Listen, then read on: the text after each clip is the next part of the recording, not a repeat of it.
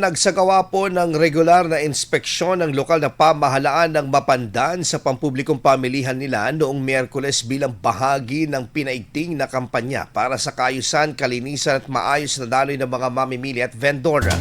Sa isinagawang pag-iikot sa Mapandan Public Market, sinuri ng mga otoridad ang pagsunod ng mga vendors sa itinakdang hangganan ng kanilang mga pwesto upang mapanatiling maluwag ang mga daanan sa loob ng pamilihan. Mahigpit ding ipinatupad ang one-way scheme kabilang ang paggamit ng tamang entrance and exit point. Gayon din ang maayos na pagpaparada sa mga nakatalagang lugar. Ayon sa lokal na pamahalaan, mahalaga ang pakikiisa at disiplina ng parehong vendor at mamimili upang mapanatili ang kaayusan, kalinisan at seguridad sa loob ng pampublikong pamilihan. IFM News. IFM News.